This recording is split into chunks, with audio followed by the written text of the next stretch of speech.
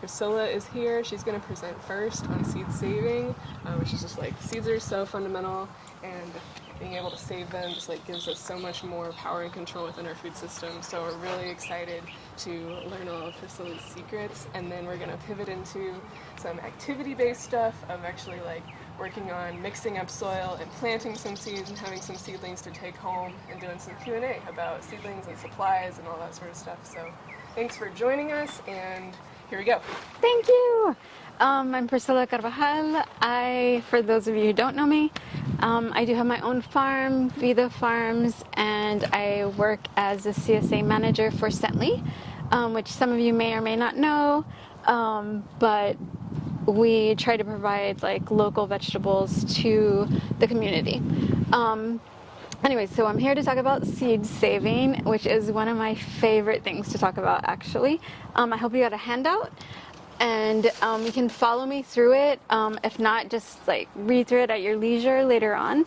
I did take a seed production course with Organic Seed Alliance, and I also taught myself, kind of. I was shown how to save seed and different things within agriculture, but really it's hands-on, and you kind of learn. There are a lot of books, which I brought. You're welcome to thumb through it, and at the end of the presentation there's some references as well. Not only the books, but things online that you can find.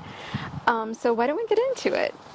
The importance of seed saving. So for me, it's super important to seed save because historically and globally, actually, there are very few organic seed growers in the world.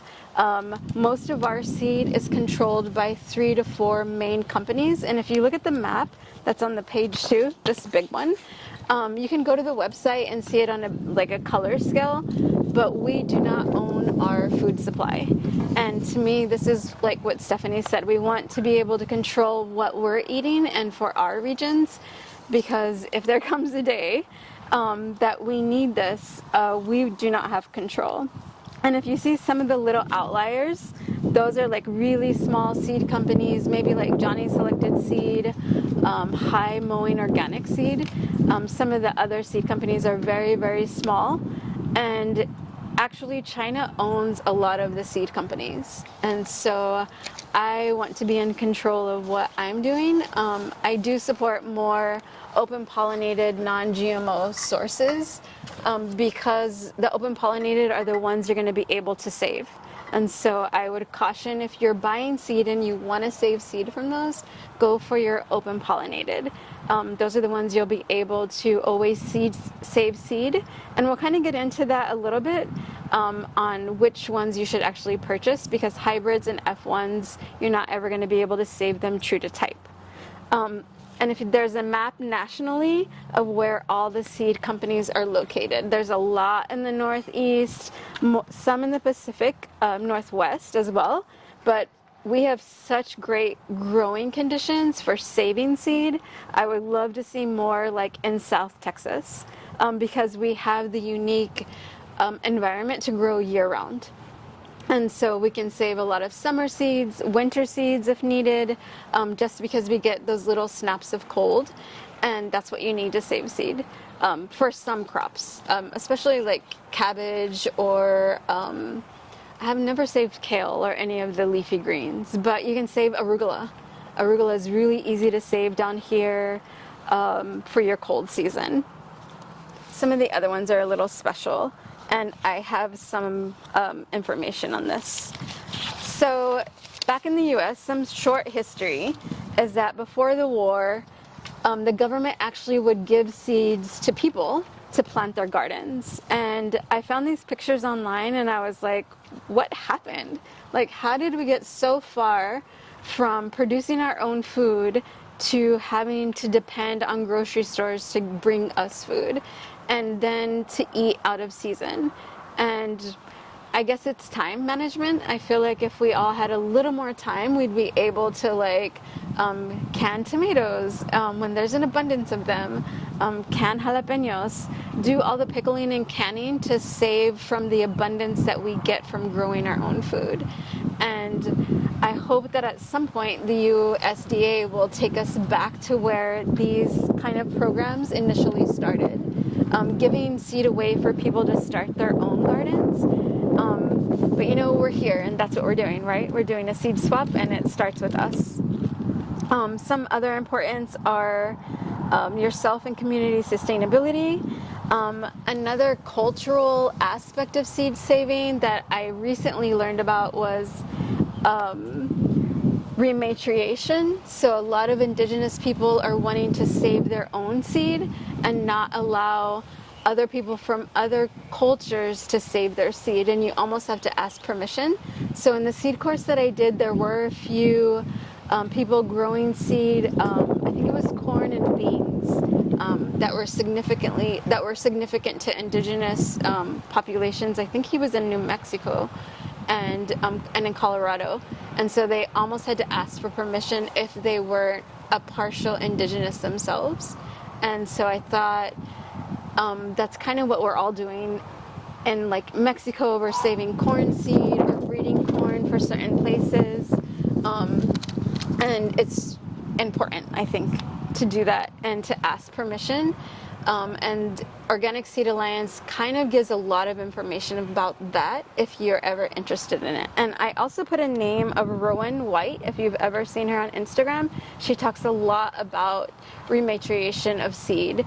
And of that part, it's really important because a lot of the seed we have in the US didn't come from the US. Yes, maybe corn and beans did, but we also know that it came from Mexico. A lot of the okra, the sorghum we have, rice, all of that came from Africa. And I like to tell the students I teach as well, like all of those crops came from Africa. Slaves had braided seeds in their hair in order to bring the crops that we actually have today, like rice and okra, sorghum. There was another one I can't remember right now. For sure, amaranth. And it's nice to we have to be grateful for those things that we actually have that we enjoy. And so to recognize all of that. But it goes into a lot of history, and I would beseech you to kind of do your own research on it. It's interesting. Ujamaa Seed Company is trying to take some of the more southern seed that was brought over and bring it out. So if you ever get a chance, I would explore their seed website. They just started probably about a year and a half ago or 2 years. They're starting to become more mainstream within the organic seed companies in the US. But they save a lot of southern varieties that work well in our area. So when you first start saving seed, I did a biology refresher, but in essence, it's basically knowing the plant parts, because seed saving, you're gonna have to know if you have a male or a female plant, or if it's self-pollinating. Does it already have the pollen in the stamen, or am I manually gonna have to make sure not to cull certain male plants because I'm gonna need it for the female? Or is it a perfect flower? Is it a perfect flower in order to pollinate and produce seed for me or vegetables? And so I kind of threw in that slide just to give some background. If you start reading some of the books that will go into that as well, like pollination, fertilization, some of the plant parts that you need and that are necessary to produce actually vegetables that we get, and then thereby seed. All right. And then again, mating systems. Is it going to need to be a cross-pollination? And the only reason this would be important is if you're going to be growing different varieties. So when you're saving seed, and we're kind of going to get into that whenever we talk about crop choice, but knowing some of the background of of the varieties that you do want to grow is good to know, because if I wanted to save seed from, say, watermelon, most squashes can cross-pollinate, and so you want to know like which crops are going to cross-pollinate and which ones are selfers, which ones are just going to basically self-pollinate themselves. Beans, spinach, peppers, they usually don't cross-pollinate. Tomatoes, for the most part, don't, but they might if you have a lot of different varieties within them. And of course pollinators, unless you self-pollinate, but it's really hard to self-pollinate tomatoes. They're really small and it takes patience and a magnifying glass to do that. Easier varieties to breed yourself are like squash, watermelon, because their blooms are so big and you can definitely tell which ones are the male and the females. And then you can make your own variety, create your own, and then you could possibly name it after yourself. All right, so getting into crop choice. I put some questions there, so if you want to get into this, and anybody can do it. I feel like you don't need that big of a space. You don't need, there are very easy varieties to save seed from. We probably eat a lot of them, like squash and pumpkins. Those are one of the easiest to save seed from. It's a wet seeded, which we will go through, and I'm sure Stephanie will talk about that later. Were you doing a demonstration on that? No? Okay. I should have brought it. I had a squash and I forgot to bring it. Okay. And, but yeah, it was, am I ready to save seed? And I think your answer to this should always be yes. Always try to save some seed, especially from the crops that you really like and the ones that do well in your area, in your backyard, your front yard, here at the hub. Even within the valley, we're going to have little microclimates. Where I mainly grow is in Willacy County and in Cameron County, and even that is a big difference compared to this side of the valley. So some things that grow really well here will not grow that well there, but for the most part, they kind of do. But yes, you can always save seed if you're really interested in it. It's not hard, and I hope that I can make it easier for you if you have any questions. So we're going to talk about, again, the open pollinated crops are the ones that will stay true to type. They're going to be more your heirloom varieties, but a lot of seed companies will also say open pollinated. Uprising Seed Company is another one that's dedicated to open pollination. They only sell seeds that can be where you can save seeds from. There's another seed company, Wild Seed Garden. Frank Morton breeds a lot of different lettuce varieties and basil varieties that are actually one of my favorites. And he will just let everything cross-pollinate and then get these crazy varieties of lettuce and basil, and always open pollinated. So there's always been a big push now for open pollinated. I know that I don't always buy because there are some zucchinis that are F1s, and possibly I shouldn't be buying those, but they do really well here, and so I cannot save seed from them, but it's our area, and of course we still need to eat. But there will come a time that we should try to choose more heirloom varieties and be aware of that. Hybrids are like the F1s I was talking about, and it kind of goes more into like seed breeding, but I don't know how far we can get into seed breeding. When you're saving seed and you save from an F1, what will happen is that you'll save from that. It goes more into like the I guess not the anatomy, but more into the biology or genetics of the seed itself. So you'll have an F1 that was created, you save seed from that F1, and then you're going to end up with like an F2 and another F2, but they're not even going to look like the parent plant at all. And so what you want to do is, if it looks similar to the one that you really like, then start saving seed from that. And then it will continue and continue on, and we can probably do a whole nother thing about breeding on another workshop, because it's pretty cool, and breeding your own plants is something that you would do for your area, and it goes into seed saving. And then you get to F1, F2, F3, and then it can go on forever until you find the variety that you really want. Seed companies take a lot of time investment and money investment into picking varieties that work in their areas. Commonwealth Seeds, they're a southern company out of like South Carolina, North Carolina, and they have a lot, yeah, they have some of the best breeding programs too, and they will like go out into other farms and then like give them seed to grow it out and see how well it works in their state. I did do that some in Hawaii where we were doing bean trials. So some of us would grow certain types of beans in one area, grow another type in another area, and then all over the island, and then we were able to see which ones did the best. There are research opportunities for that, for doing more research on different varieties and just trying it out. But if you don't have to do that, you can do that at home. You can plant one bean variety here, one bean variety here, and then all dried beans or even green beans, and then you can find which ones work for you.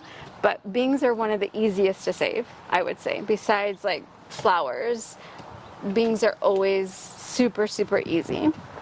And I kind of give you like a diagram that shows like what should I choose, what should I not choose. Biennials and perennials are probably a little bit harder unless you have a little bit of experience with it. I would go with more annuals if you want to start saving your own seed. They're going to be the easiest. You'll get results fast. Biennials include like your beets, your Swiss chard, your cabbage, where they have to let things overwinter, or you put them in a cold space and then you bring them back out and you replant them again. So that's the only difference between biennials. They do more of that in the north because they have the cold and it's colder, and I haven't seen it done in southern climes before. Not that it cannot not be done, I just haven't seen it. It's not as prevalent. Okay, let's see. Let's go to slide 15 and kind of get into seed categories. I brought a lot of dry seed with me, and this will go into like separating out kind of into season, some examples of warm season, cold season, and definitely hot season. And then your dry seeded, which would be like your amaranth that I have, or the celosas that I have here. I brought some butterfly peas that I grew out, and basically they're warm season, but then you would harvest them as the cold comes in. So I have some of these planted now currently, and I'm just harvesting some of the flowers from it.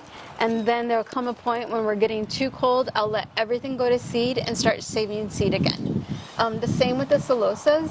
They're warm season, hot season. They're gonna start getting to a point where I'll be like, okay, it's time for me to like let them all start going to seed, and then I'll start cutting them. Some you can just start picking like this and just like save and let them totally dry out. My experience with the beans for sure is that if you pick them when they're dry, I set them in a place in my house and leave them in a brown bag, and then they will slowly start popping open by themselves. And so you don't really have to do much of the work. You don't have to thresh them. Which kind of leads us into some of the vocabulary before we get into the step-by-step instructions. Threshing. So part of threshing with beans, they used to have threshing parties when they would do really big like bean variety trials or just a bean harvest, and different methods. I've seen people drive tractors over them. They would lay them out on a tarp, and then they would drive a tractor, and it would pop all the casing where the seeds are located off, and then you don't have that much to actually take out of the, there's the word, I can't remember, not the threshing, but this part of it. So all of this right here is not, there we go, thank you, the chaff. So all of the chaff that is here, you could winnow, you can thresh it depending on what crop you're doing. The way I did with these, I initially used screens. I bought these quite a while back, but you can make them yourself as long as you can get some different sizes of screens They really, really help in having to clean a lot of the chaff out, especially when you're doing like big, abundant like flowers. When I did these, I laid them all out on my floor on a big canvas tarp and let them dry for like a month. So my room was kind of a mess, but it was the coldest in my house, and I didn't have a big space outside or in like a big like storage place, like a packing shed where it would be cool and they'd be at a certain temperature. So my room was it. And so what I ended up doing was just leaving them all there. And then I sat a few hours for a few days and just went through. And I would take all of this off. I would set the screens in, and since they're different basically sizes, I put them in certain ways in order to try to take all of that out. So the bigger one on top, your small one is going to be at the very bottom, and you can change it up based on how much chaff you have and how much you actually want to get out, because all you want is the seed to pass through. And then these screens aren't fine enough. You can find really fine ones. And so what I ended up having to do was go outside, and I just used the wind, which you can use the wind, you can use a fan, and basically if the wind cooperates, you would just let it fly off like that. And so I have a collection bin, which we can do like this, but I think if I stand in front, you'll be able to see. So it's almost just winnowing it out, and it's just easier if you let the wind take it, and then you have a collection, and then it's just flying off, and then the seed will fall in because it's heavier into there. And I had to do this probably with this one to get it that clean. I did it probably 7 to 10 times and in different batches. So it takes time, but this is about 1.5 pounds to 2 pounds, and each pound has about 100,000 seeds. So depending on what your seed size is, when they're this tiny, yeah, you can get a lot for your 1 pound. Beans, it's a little bit different. They're easier to clean, but it still takes a lot of time to do. Different ones, different flowers are gonna take, I have a lot of flower ones now, but like dill and flowers that have like this type of shape, dill will grow out like this. You'll harvest it. What I do is I usually let it dry. And the recommendation is if you're gonna save seed from one little plot, is that cut it all when it's all about 75%. So you're not going through and cutting all the time. And I usually save them in brown paper bags, so I collect a lot of brown paper bags because I don't have an area where they're gonna be safe from like bugs and insects or the weather. And if it's too humid, you do wanna give them that time to completely dry down. You can make different containers with desiccant packs or with these little clay balls that you stick in the oven, and then you would basically create these clay balls in the bottom and create your own like desiccator, and that would help to dry out your seed more. But really just let it dry in a brown paper bag in the middle of your room somewhere off to the side. The cool weather will help it, and if you have AC, as long as you keep it from humidity. So that would help with dry seeded ones for sure. Let's see. Some of the pictures I have on here are okra. Okra is really easy to save. It basically, you would just let it dry out on the plant itself, and then the pods you can pop open, cut them all, and then they pop open pretty easy. It doesn't have a lot of chafe. It's pretty nice to do those. They're easy to do. The seeds are big. When you get into smaller seeds, it's a lot harder. But the bigger seeds are always so much easier to clean. And I tried to give some materials that you would possibly need. You don't need the screens necessarily, especially for at home. They're nice to have, especially when it was this seed, the little tiny one. But squash you don't need it for, and for sure like some of the beans and tomatoes you don't need it for either. It's nice because they're wet seeded, and as well as the squash. Let's see. Yeah. And if the wind cooperates, for the most part, it's pretty easy. But I would say always try to have a different height. So you would have like a container down here or up here like this if you don't want to bend over so much. And then kind of doing what I was doing by hand, like you leveling it out, making sure it all goes through. And again, you might need something even under that if you don't want to lose that much seed. Since this was my project, I ended up having like a big tarp as well as other things so I could catch any of the seed because I wanted to get as much seed as possible from it. All right, so wet seeded, which Stephanie did bring us a butternut. Yeah! Surgery. It is surgery. And it's so fun. And if you don't even like save the seed like from a squash, I would say like still do the process and like eat the pumpkin seeds. Yeah, like toast them in the oven. You can always grind them up and then put them on your salad. It's pretty good. So with the butternut squashes, what you would do is clean out all of that stringy material and all of the seeds, and then I usually place them in a bowl and then I will wet them. Thank you. So I would clean out all of this that's in here, and it's kind of gooey, and now it's pumpkin season. So even when my kids want a pumpkin, I'm like, oh, we're gonna eat that seed, you know, like I'm sorry, we can't just let it go to waste.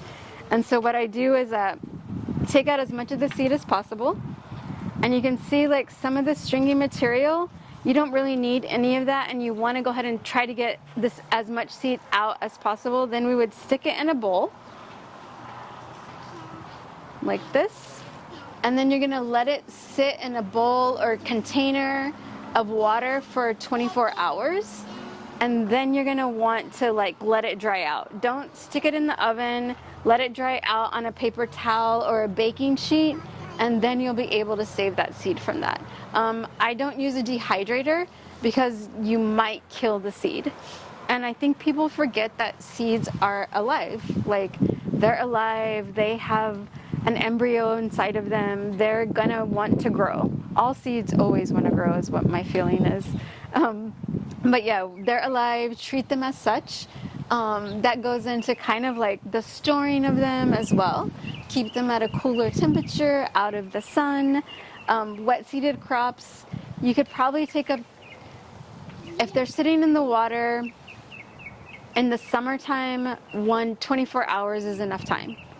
They're gonna start to like get this like funky kind of mold at the top, and then you're gonna want to rinse them at least 3 times in running water. Take as much of this like stringy squash material off. The same with tomatoes, because they have like this outer encasing on them that you want to get off before you plant them, or else you won't be able to replant them again. And so that's the point of like putting them in water and letting them, it's kind of like a bacterial reaction, I think, that forms at the top. And so you want to get all of that off.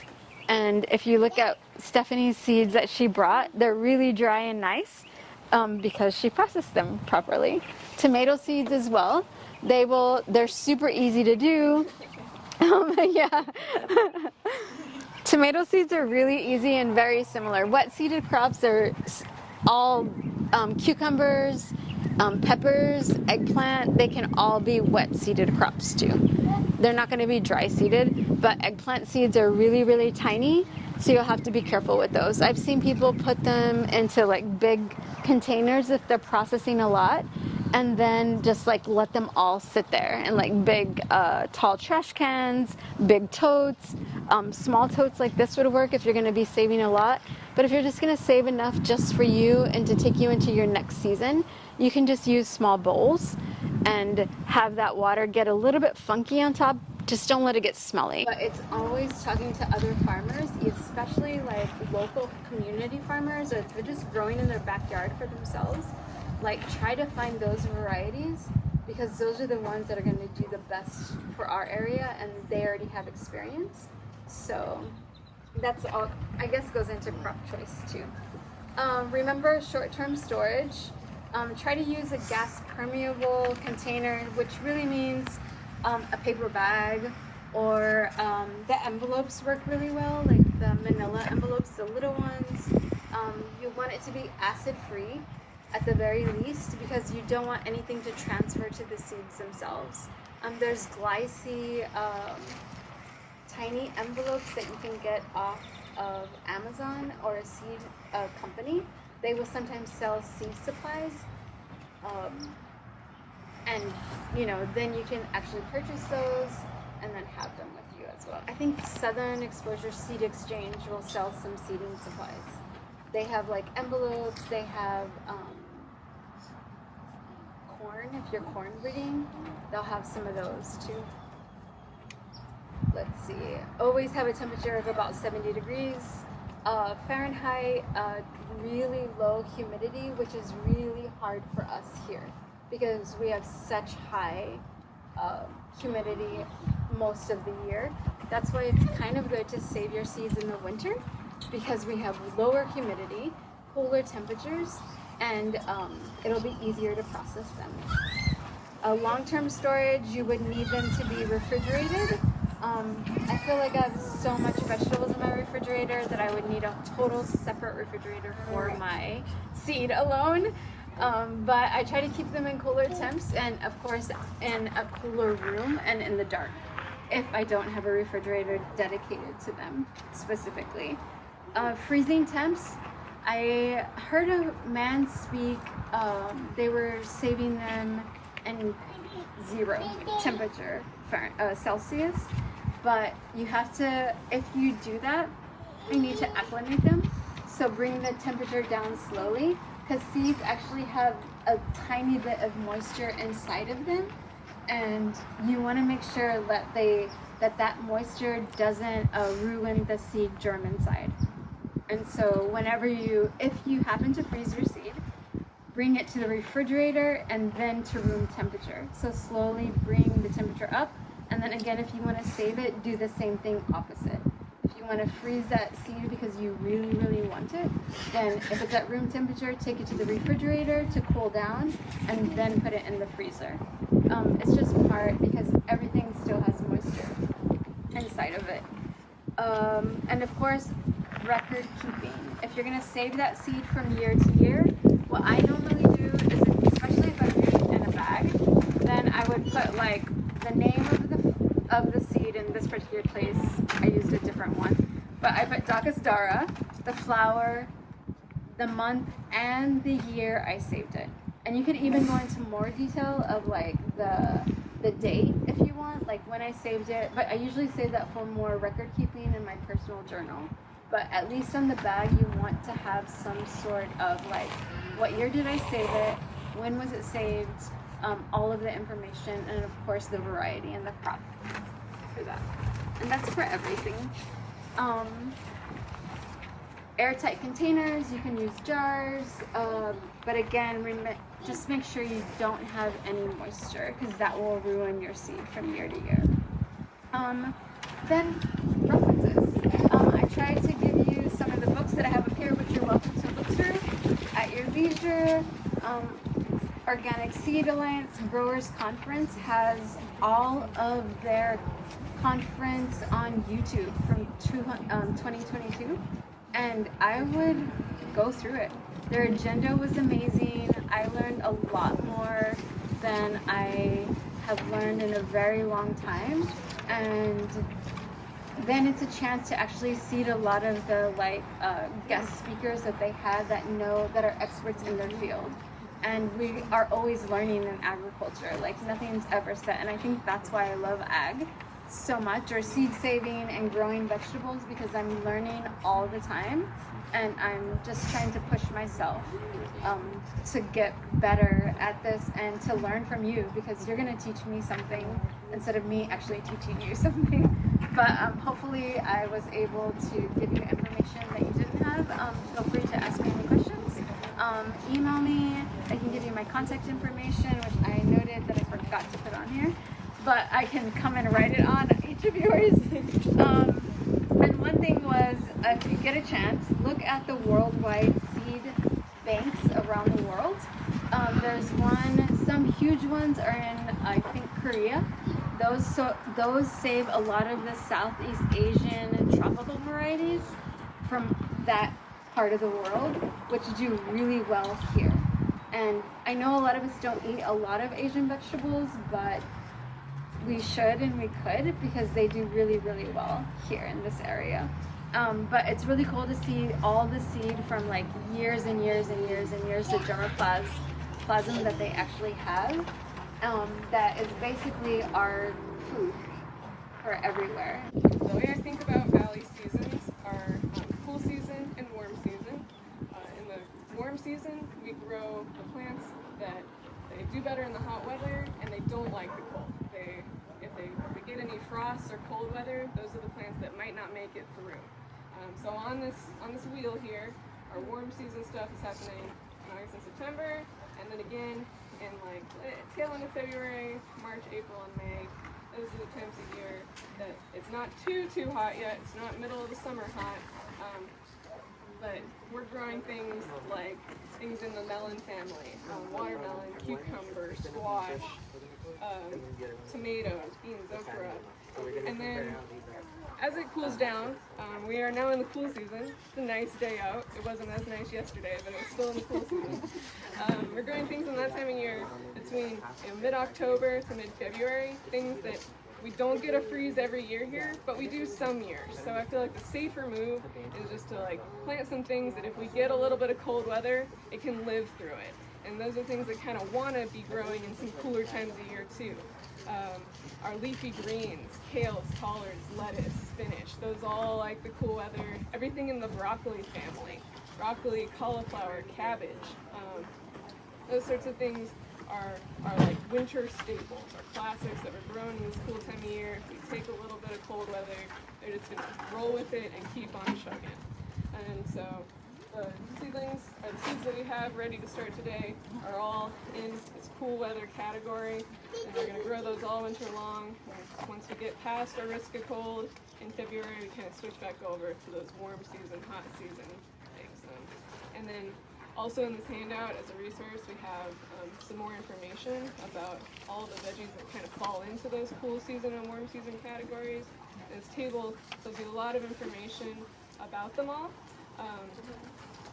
We got our plant family, so knowing kind of biologically what family a plant is in tells you a lot about how it grows. If you have grown a broccoli before, and then you know that cauliflower or cabbage are in the same family, they have similar nutrient needs, they have similar weather needs, and also when you're thinking about like crop rotation, where you're growing things from year to year, you want to move your families around, so it's not the same type of plant pulling the same sorts of things from the soil, dealing with the same pest issues season after season. Rotating things around as much as you can. It can be hard in a small garden space, but as much as you can to keep track of it, put distantly related plants there the next season. There's a column here that has direct seed or transplant. So not everything does very well in the transplanting process that we're about to do. Some things, their roots are really sensitive. They don't like to get moved from one place to another very much, and so those will be more successful if you just put them straight in the ground in their final destination where you want them to grow. So some of those things that we always direct seed are like beans, like corn, even a lot of the like squash and melons, they just seem to do a lot better if you just put them directly into the ground. Versus some of the things that we do like to transplant are things that are slower growing, and things that need a little bit of a head start against weeds, or against pests or against weather, things that you want to start in a protected area and let them get a little bit larger before you throw them out into the field to keep going on their own. We have a column here that's about like what age you want to transplant those seedlings. So some things are very, very quick growing and don't take very long in these small starter pots, and then they're ready to get right into the ground, versus some things are a little slower, take a little bit more preparation time. We have about how long you'll wait before you expect to harvest it, whether you're going to get just a one-time harvest or a multiple harvest. So some things that are single, it's like an onion is an onion. You pull the onion, there are no more onions coming behind that onion. Same thing with the cauliflower. You cut that off the plant, that plant has produced what it's going to produce, you won't get anything else. But some, like squashes, like tomatoes, like peppers, those just keep on flowering and keep on producing. You can harvest off of those for really long seasons. So if you have especially a small space and you think about how can I make the most of this, how can I like get the most yield out of my small area, focusing on some of those things with longer harvest periods. Kale is one of the amazing ones. The kale that we're planting right now is going to be the same kale that we're still harvesting off of in May. Like you get so much kale, you get tired of kale, but they really are a lot of bang for the buck for the space. And then we have some information about general spacing, how big are those plants going to get and how much space do you need in between them. How are we doing on soil over here? We're good? Yeah.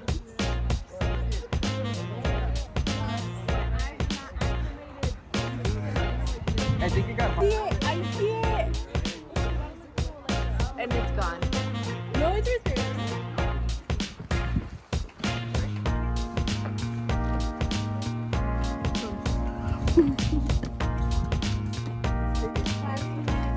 With the dry little piece down, like this little dry piece down, because that's where the roots